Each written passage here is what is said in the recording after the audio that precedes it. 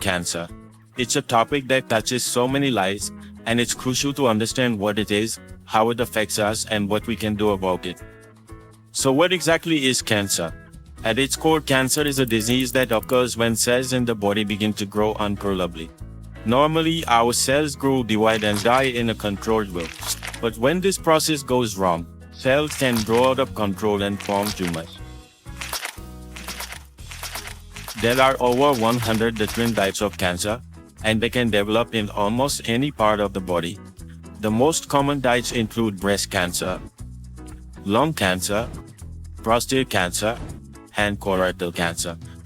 But what causes these cells to go rogue? Several factors can contribute to the development of cancer. These include genetic mutations, lifestyle factors like smoking and diet, and environmental exposure such as radiation, and certain infections. Genetics play a significant role.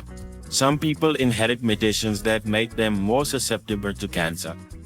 However, lifestyle choices can greatly influence our risk. For example, quitting smoking, eating a healthy diet, and staying active can reduce the risk of many types of cancer. When a cell's DNA is damaged, it can become cancerous. These cells can then invade surrounding tissues and spread to other parts of the body through the bloodstream or lymphatic system, in a process called metastasis.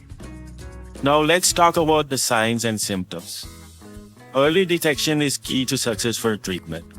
Common signs of cancer include unusual lumps, unexplained weight loss, persistent fatigue, changes in bowel or bladder habits, and prolonged pain. If you notice any of these symptoms, it's important to see a doctor. Doctors use various methods to diagnose cancer, including physical exams, imaging tests like CT scans and MRIs, and biopsies where a small sample of tissue is examined under a microscope.